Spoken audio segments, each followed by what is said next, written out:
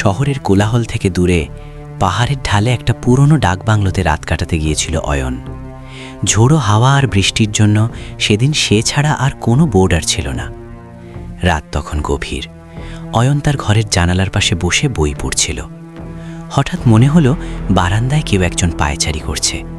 ভারী বুটের শব্দ, খট খট খট। অয়ন ভাবল হয়তো বাংলোর কেয়ারটেকার। সে দরজা খুলে বাইরে উঁকি দিল, কিন্তু বারান্দা একদম ফাঁকা, শুধু বৃষ্টির ছাট আসছে। সে ঘরে ঢুকে দরজা বন্ধ করতেই আবার সেই শব্দ শুরু হলো। এবার শব্দটা দরজার ঠিক ওপাশ থেকে। হঠাৎ কেউ একজন দরজায় টোকা দিল, ঠক ঠক ঠক। অয়ন একটু ভয় পেলেও সাহস সঞ্চয় করে জিজ্ঞেস করল, কে?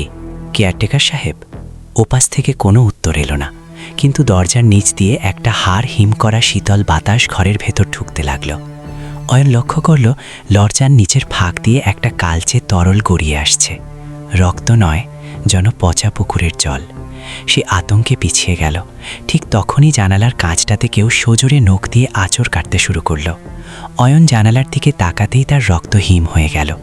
জানালার ওপাশে কেউ দাঁড়িয়ে নেই, কিন্তু কাচের ওপর স্পষ্ট ফুটে উঠছে 5 আঙুলের ছাপ, যেন ভেতর থেকে কেউ বাইরে বেরোতে চাইছে।